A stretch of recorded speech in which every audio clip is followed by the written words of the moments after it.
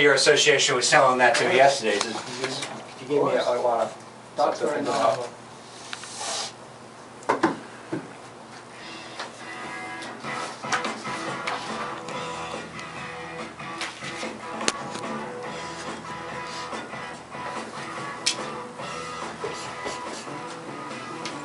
So my producer David Egan and I both were kind of excited about doing today's show because it's not often we get to do cool stuff like talk about motorcycles. It's usually some lying politician that they bring in here for me to interview. No, not all politicians are liars. Good morning, everybody. Happy snowy Sunday on Cape Cod. I am Pat Dismaris, and glad you are with us. We did get some snow overnight, so take care. Not much. It's kind of fluffy, but it's still an issue that you may have to deal with. So we'll be with you till 1 o'clock. We're going to start off with a well, it's a state's issue, but it's also the reason we're bringing it up. It's a local story that I find interesting, and the question is, for you residents in the town of Yarmouth, whether you know it or not yet, you will. At your town meeting in May, there are going to be 2 petition articles. You get a petition article by getting enough signatures from locals to get it on, and this fellow Harris Contos, a Yarmouth resident, who I take it from the way the newspaper article is written about this is a bit of an activist, and that's fine. Anyway, Mr. Contos got enough signatures, and he's got these 2 articles. What are the 2 articles that town meeting in May will deal with that have to do with motorcycles? One of the articles would ban motorcycle rides, not ban motorcycles, motorcycle rides. It's a group of riders, and Yarmouth has 2 such events. They're both charitable events. And the ban motorcycle rides by prohibiting the town of Yarmouth from issuing a permit. It's an interesting warrant article because the police chief in Yarmouth is confusing me a little bit. Good morning, Chief Fredrickson. You're confusing me a little bit by comments you made to the paper. You don't issue a permit now for these events, either to start in your town or to come through your town. So I'm curious about the legalities of the warrant anyway. The second, but that's, at the moment, that's what you Yarmouth residents in May will be dealing with. You want to ban these motorcycle rides in town. And the second warrant article would require the, and this one I tell you, I am somewhat sympathetic about this, or I think I get it, where I don't know whereas I would object to this.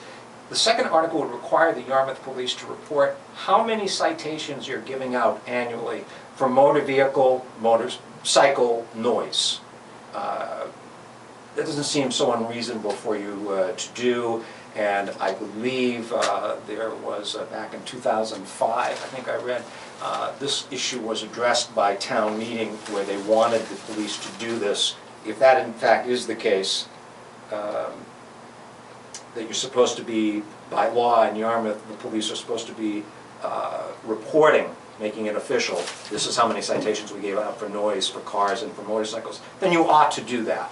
So that is, in a nutshell, what we have before us. I did invite Mr. Contos to come on the show today. He has declined, but I wanted the audience to know the fellow that's spearheading this thing in Yarmouth was invited to come on board, and the invitation is an open one, so this time between now and the May meeting. We will take phone calls on this, but we do have a guest to help us with this discussion. I'm very pleased to have Rick Gleason with us. Mr. Gleason is the Legislative Director for the Massachusetts Motorcycle Association. Good morning, sir. Good morning, Pat. Thank you for having me in the studio. May I call you Rick? Yes, certainly. Thank you and Linda there for coming in on a Sunday to join me. I appreciate it, and particularly a snowy one, Rick. But this is a short topic that interests you. You just heard my little spiel for the audience, sort of laying out what the local Yarmouth issue is. Let's start with your feelings just in general about this. Is this, in your opinion, this is just nutty stuff?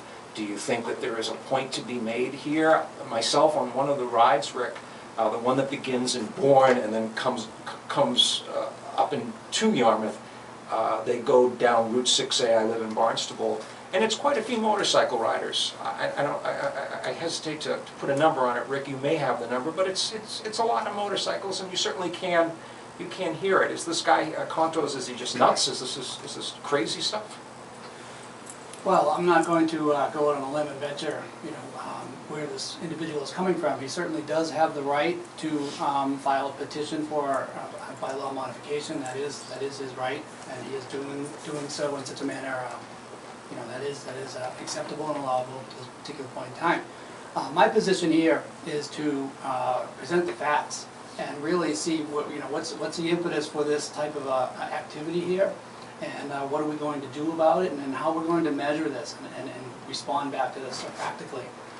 It's my understanding, I actually did take a look at the bylaw for the town of Yarmouth that goes back to 2005-2006. It was actually voted on in 2005 and enacted in 2006 after Attorney General.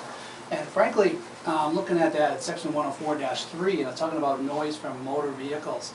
It's a very arbitrary and subjective standard, if you will, and I put the air quotes around the standard, in the sense that the town of Yarmouth is supposed to crack down on motor vehicles. Now, it doesn't specifically say motorcycles, but this individual seems to be discriminating directly toward motorcycles.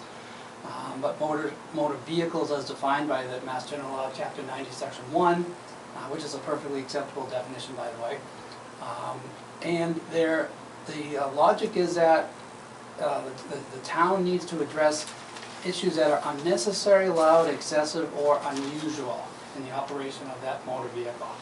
I question those 4 words and how are they enforceable by a law enforcement community here on Cape Cod, and how do you measure those events, and and show me that there has been violation as it relates to that, and the Mass General laws, which are already on the books regarding motorcycle sound. So that's where I'm at.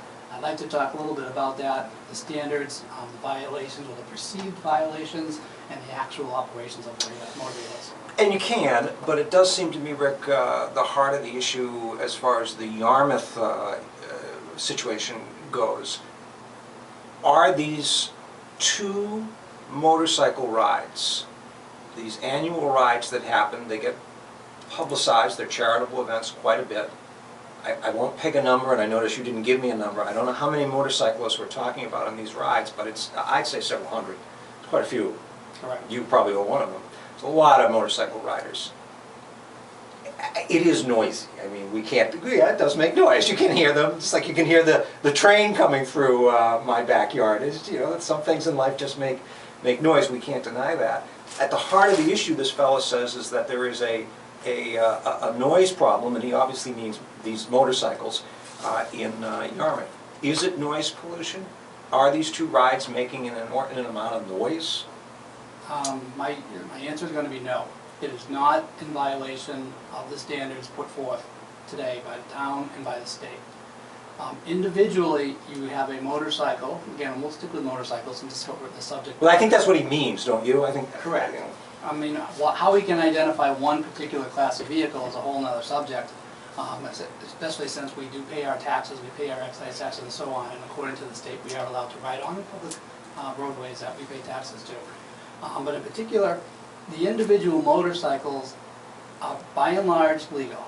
And I say by and large, not every single one is tested, and there are measured objective testing standards, which I have the documentation here. Collectively, you get some number together, and the abject sounds may appear to be in violation. Or the sustained sounds, again, you get a number of motorcycles, you throw it a few hundred, that's totally accurate. That sound will continue for the 5 minutes it takes those motorcycles to pass. They may not exceed the allowable limits, but it's a sustained sound that objectively, subjectively, someone's going to think, well, there's maybe a violation there. We're speaking with Rick Gleason. Rick is the legislative director for the Massachusetts Motorcycle Association. In the town of Yarmouth, here on the Cape, there are 2 petition articles that in May the town meeting folks, you voters, will be dealing with. One is to ban motorcycle rides by prohibiting the police department from issuing permits. The other would require the police to report how many citations are you given out for motor vehicle, motorcycle noise. Rick, though, this fellow Harry Contos, this Yarmouth resident who got the petitions together, I don't believe he is saying that you're doing anything illegal. He's saying that it's a quality of life issue, that it's a noise pollution issue. And the warrant article, as I'm reading it, wants the voters to tell the town of Yarmouth, you should be issuing a permit. I take it they don't now from the police chief's comments in the newspaper. And we don't want you to issue the permit to them. We don't want the rides going through. I don't think anyone's saying the motorcyclists in these rides are doing anything illegal. Okay. Right. If we're not doing anything illegal, then I would question what's the impetus to this background here. You know, why are we having to deal with Well, this? you obviously, in a layperson's way, see if I can lay this out, you have some residents, in this case the town of Yarmouth, who feel the motorcycle rides are a quality of life issue. It's noisy, and I agree with you, it probably doesn't take long for these motorcycles, even if there's 500 of you, to pass through. It's not like you're going along at a snail's pace here. To be fair to the motorcyclists in this thing, it's not like forever. It's not like it's a 2-hour event that we're talking about here. You're accurate. But you have a resident, and you know as well as I do, Rick, we have a lot of elderly folk on the Cape, and they may look at it a little differently sometimes than you and I may, as we get older. Certainly. So I don't know if I'm laying this out the right way or not, but I think that's what the issue is, Rick, is that what they want, at least some of them, is to have a discussion, an official discussion in Yarmouth to stop the rides from coming through. It's not that you're doing anything illegal now, but we want to set up a mechanism where we can say we don't want all these motorcycles cruising through town. Okay, let's take for example the Big Nick's Ride for the Fallen. That's the ride that we're in our 9th year right now. Linda and I have been part of the initiation when year number 1, when we got the request, what can we do to honor our fallen veterans here on Cape Cod? And that's developed into this ride that's called Big Nick's Ride for the Fallen. Its current iteration, it's changed a number of times, but its current iteration is it does start in Bourne, travels through most of the towns on Cape Cod, and it ends at DY in South Yarmouth. That particular ride there, we have published meetings, and we invite people to show up to lend your voice toward the planning of this. That includes the route, the vendors, where we may start, where we may end up. And it's published in the Cape Cod Times. Occasionally it's published on the websites, it's published on most of the... You have a police escort, by the way. It's not like the police don't know what you're doing. They're participating in it, sort of. We have state police motorcyclists, we have Barnstable Sheriff's Departments, we have every single town here on Cape Cod. We've had MIT joining us when Officer Collier had been shot. Everybody across Cape Cod, yes, is aware of that. Big traffic control. So where are you going with this, Rick? You're saying, hey, Patrick, it's a great, come on, it's a great cause here, come on. Your question was, how can we address the public, how the public address that? Show up at the meetings, voice your concerns at the meetings.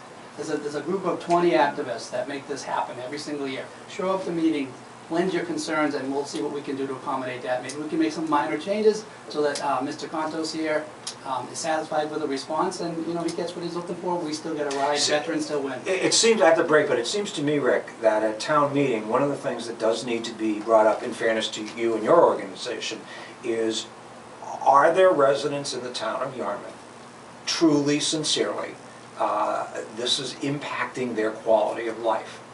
Is it really? Can you explain it to us? If they can, I mean, if it really is wrecking your day, well, I guess we have to address it, but I don't see how, it's not that long. Again, it's not like we're talking about a day event here where you've got motorcycle after motorcycle after, like it starts at 9 in the morning and it goes till 10 at night. Well, then I think I'd feel I think we got a problem here. It's not like that at all. I agree, Patrick, and I believe wholeheartedly that if there are a number of residents that are impacted by this 10 to 15 minutes it takes these motorcycles to pass through this thing, that we would make an adjustment. I mean, we're not unreasonable people. We're working within the community. We publish the route ahead of time. We mark the route so that people know it's coming. There are hundreds, if not thousands, of people on the side of the road, some elderly, a lot of veterans, holding signs, holding American flags. They're saluting the flags as we go by. These people enjoy this. They understand that this is helping the local community. We have to break. We'll be back. The question this hour, should motorcycle rides, not motorcycles, the rides, be prohibited from going through the town of Yarmouth, believe it or not. 508-775-WXTK, 888-WXTK-951 is our toll-free number. Rick Gleason, Legislative Director for the Massachusetts Motorcycle Association, is with us this hour. We'll break. We'll be back here at WXTK.